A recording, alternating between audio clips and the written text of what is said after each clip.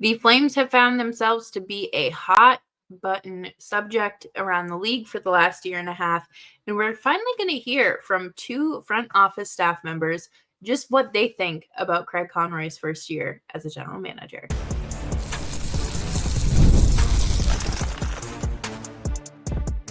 You're Locked On Flames, your daily podcast on the Calgary Flames, part of the Locked On Podcast Network, your team every day.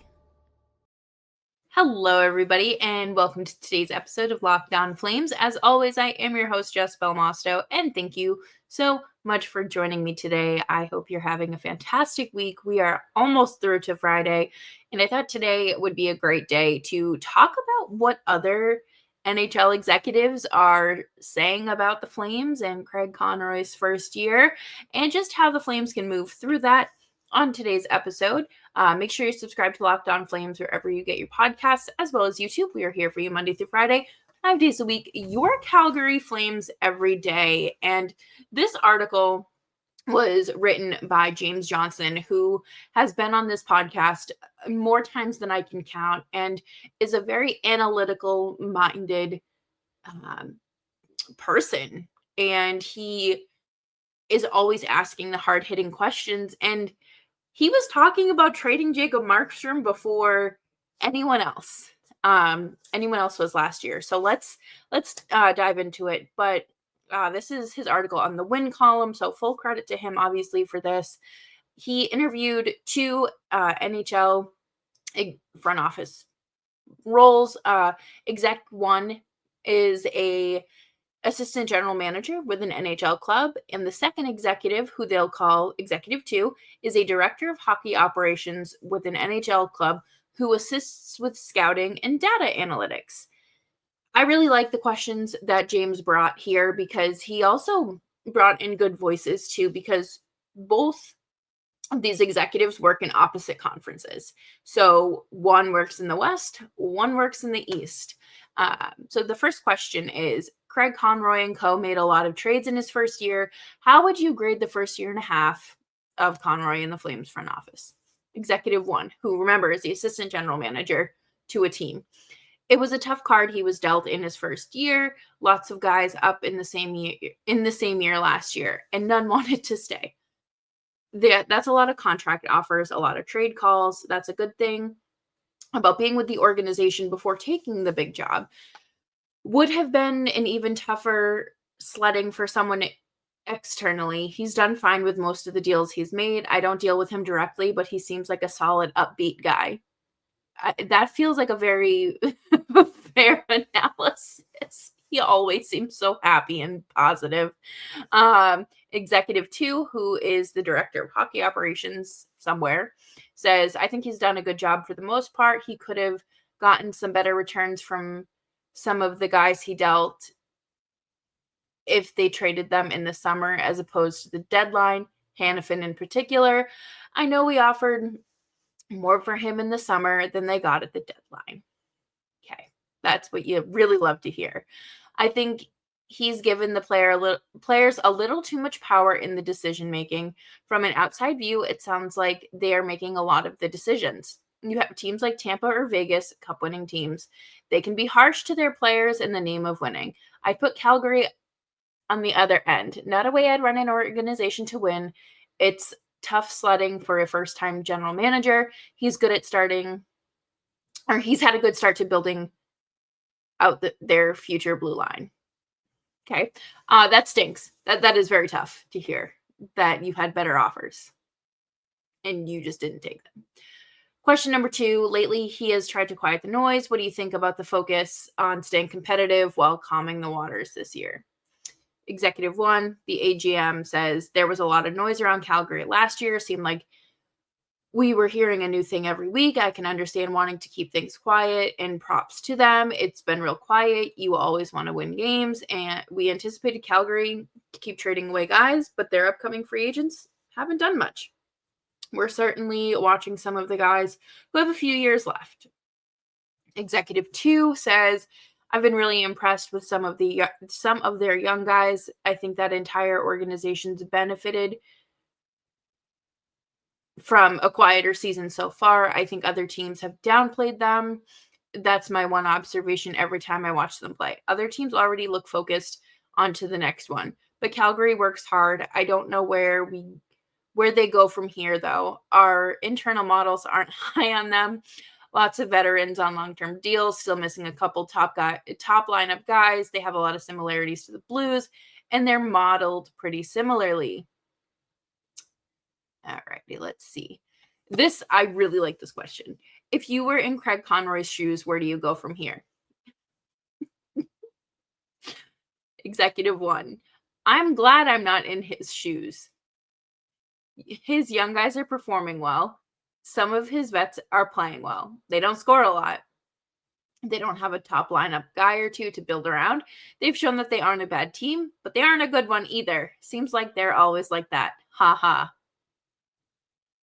Okay. That is very fair. And he continues to say, if I were in his shoes, I'd probably look to deal some of their older guys and go from there. Last year was a good start. We've heard some chatter around them adding young centers, but no one gives the good ones up. And it seems like everyone is looking for centers, which we knew. Not sure what to say here. Honestly, they have an all right team. I would continue trading guys out and rebuilding the roster, but that would peeve off the veterans that stay. If they don't do that, however, they aren't going to be a good team ever, and that's not a position I'd want to be in right now. Love hearing that. Biggest hits and misses so far. Executive 1 says biggest miss would be the contract they offered to Lindholm. That might be their biggest hit right there, having them say no and all. Actual big miss is probably drafting a few of those guys with character concerns. Oh, I didn't know we drafted players with character concerns. Other than the one that was released from his contract and the other one that is awaiting trial. But that's not really Craig Conroy's fault. He wasn't. Anyways, Executive 2. Don't know if there's been any big hits, but the Markstrom return looks pretty good for them right now. Ball has a great stick and looks like a good ad. Don't know if there's been big misses either, but the Hannafin and Tanev trades don't look great. Our models thought they would get a higher return for both, especially with retention. Yeah, again, amazing job by James Johnson for, shooting his shot to get these interviews, of course, and to publishing them. That, there's a lot of people that would provide some feedback there that, you're always going to hear opinions, and that's part of this gig, right? But I think that, we know that the Flames are in a very sticky situation, and they're going to stay in a sticky situation until they pull some punches. And we're going to talk more about that coming up next here on today's episode of Locked On Flames.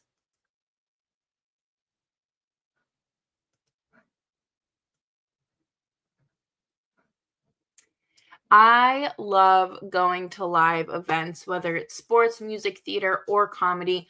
One of my favorite memories of the last probably 3 to 4 years would be going to the Flames home opener, as well as the Battle of Alberta in Edmonton. It was so much fun, and it just was a whole new eye-opening hockey experience. Now, Game Time has made it even easier to get tickets for your favorite events with their new feature, Game Time Picks. This feature filters out the fluff to show you only incredible deals on great seats, so you don't have to waste time searching through thousands of tickets. With Game Time Picks is exactly what I used when I was looking for my seats in Edmonton and in Montreal. It was so simple. They found the best seats within the first few clicks, and it was so simple. Take the guesswork out of buying tickets with Game Time. Download the Game Time app, create an account, and use code LOCKEDONNHL for $20 off of your first purchase. Terms apply. Again, create an account and redeem code LOCKEDONNHL for $20 off. Download Game Time today. What time is it? Game time.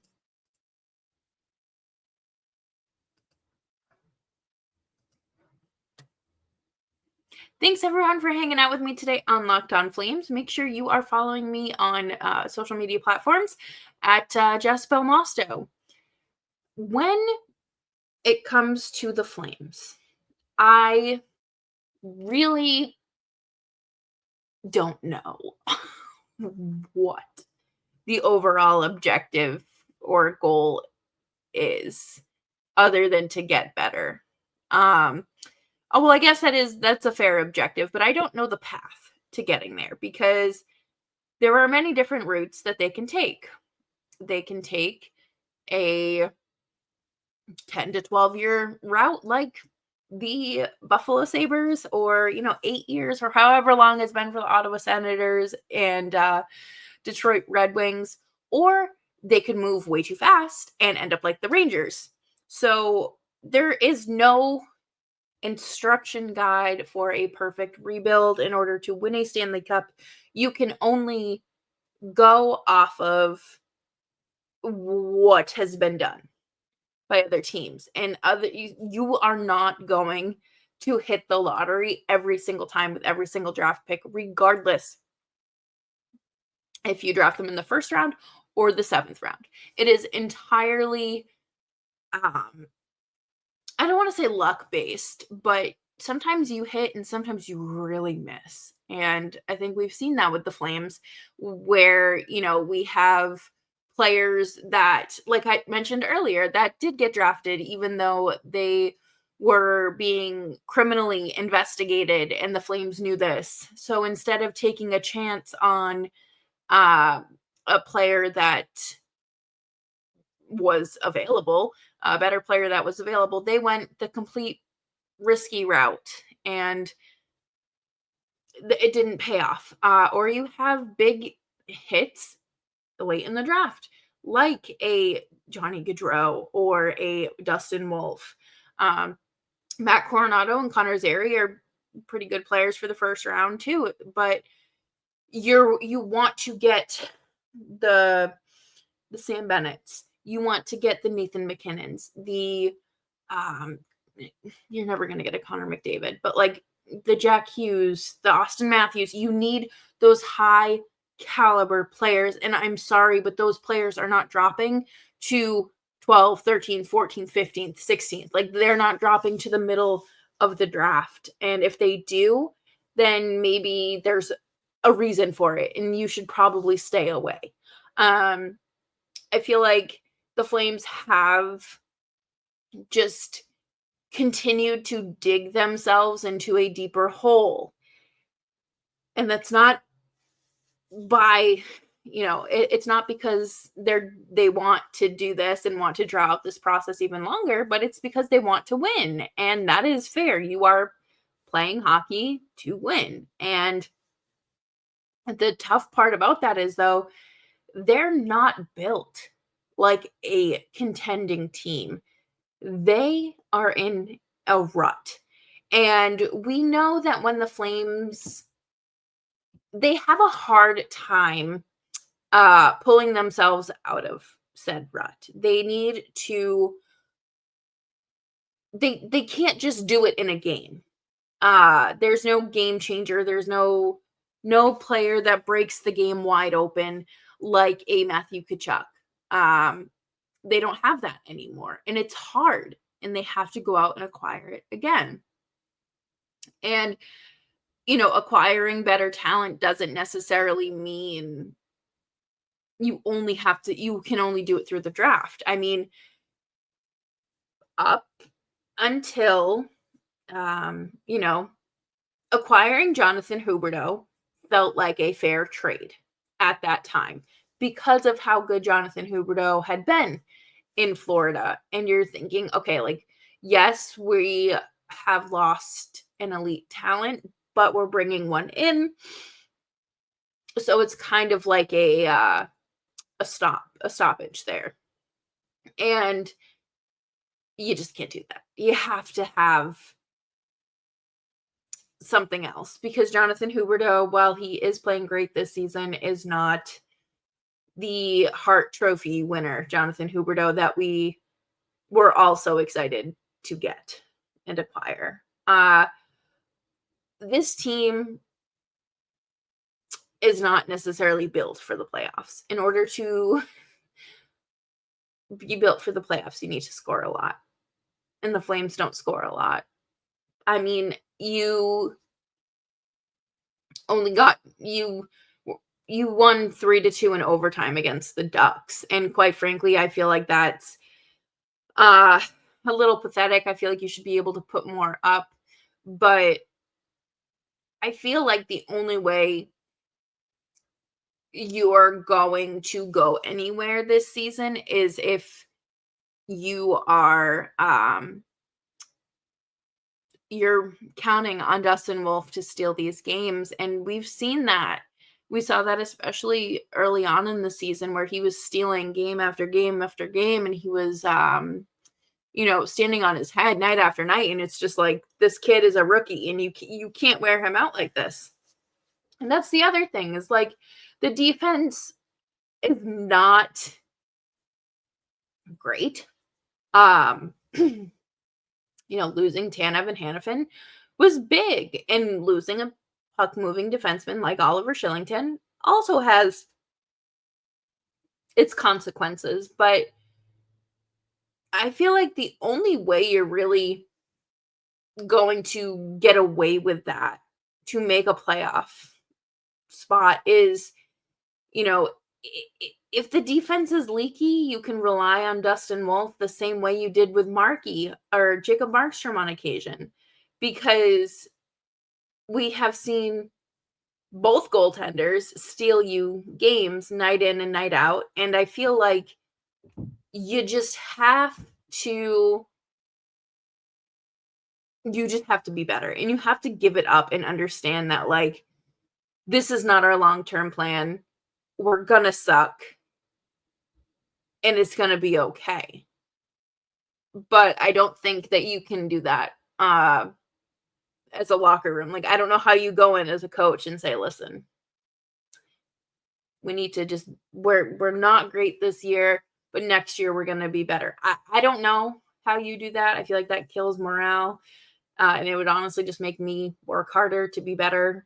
But coming up next, we're going to talk about the latest updates regarding Connor Zary's injury, as well as moving and taking strides here on Locked On Flames.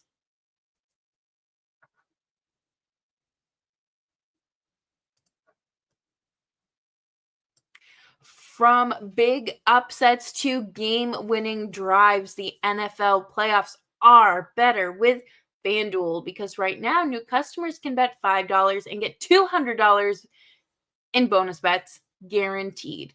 That's $200 in bonus bets, win or lose.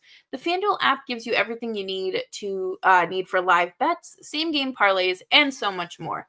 I had a blast putting together same game parlay for the game against the Ducks. It did not hit, but you know what, Matt? Thank you, Matt Coronado, for not going completely blank there and allowing me to look like less of a fool with this $10 bet that did not hit. Just visit FanDuel.com to join today and get started with $200 in bonus bets. That is FanDuel.com. Make this playoff season unforgettable with FanDuel, an official sportsbook partner of the NFL.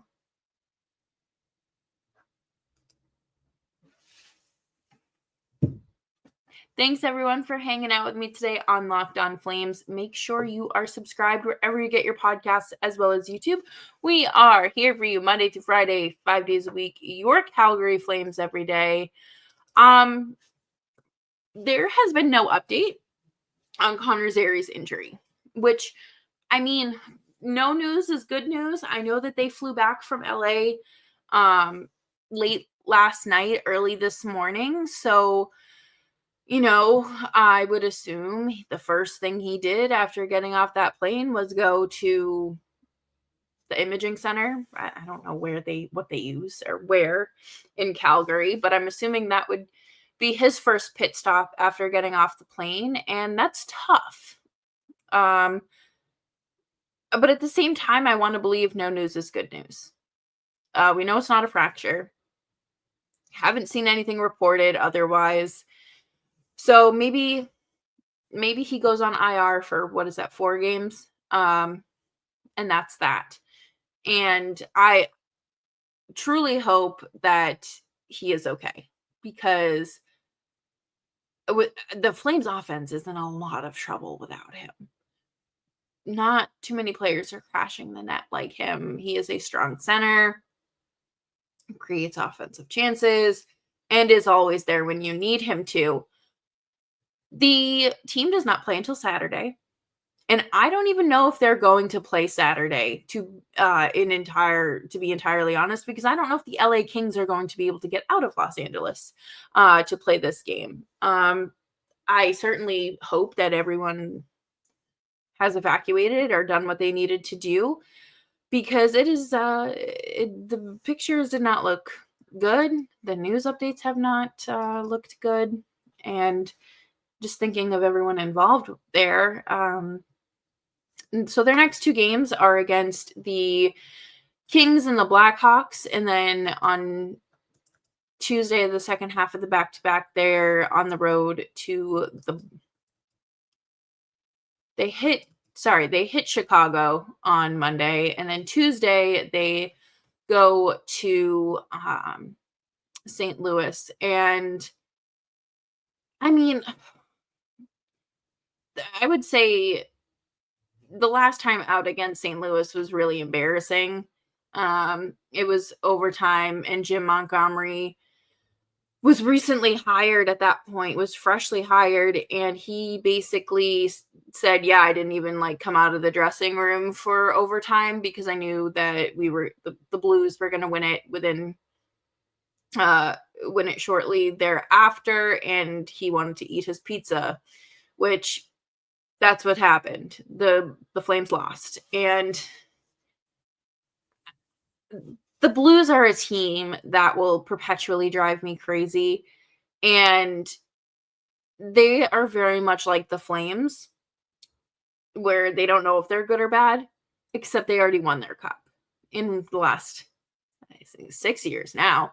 The Flames haven't done it since 1989. There's a big difference. So, I mean, I guess you could technically say they're like the Wild, because I feel like the Wild are also directionless, but they have that high-end talent, but they don't necessarily have the squad to build around it, I guess.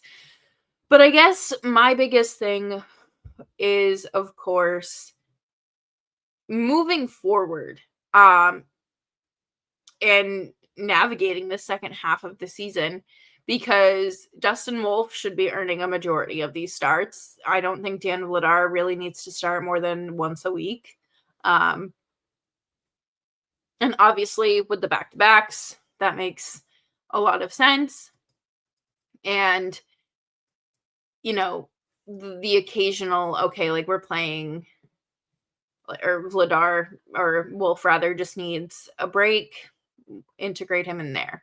I would really like to see Wolf start at least 2/3 of these remaining games. I think that, let's say there's 40, I think there's 44 games left, or 42. Let's say he starts 30 of those, which sounds like a big number, but he probably should be seeing a good chunk of starts. Okay, let's say 25 starts. I feel like number one, he's earned it. Number two, you're never going to create a full starter if you don't give him a starting goaltender workload, which is part of the problem, I think, here sometimes. His numbers are great. They speak for themselves. He has one of the better save percentages in the NHL. It is just a matter of, really, does Connor Zary miss the next 2 months or 3 months? Is he out for the season? Because obviously, losing Anthony Mantha was not great. It opened up spots in the roster for, Matt Coronado to get recalled and stuff like that, but losing him as a net front presence wasn't great. If you lose Connor Zary as well, that's tough, especially when other players around him have not been producing. You need Martin Pospisil to score. You need Kuzmenko to score. You absolutely need Igor Sharangovich to score. There's no reason why that shouldn't be happening. And it's just getting kind of frustrating. Like, I don't understand why. Or I guess what's creating these difficulties. So we will have to see what comes next for the Flames and Connor Zary. As we wrap up today's episode of Locked On Flames, you will always find the latest news here with us wherever you get your podcasts, as well as YouTube. We are here for you Monday through Friday, 5 days a week. Your Calgary Flames every day. And make sure you stay warm, stay cool, stay dry, stay warm, stay hydrated, and remember to be kind.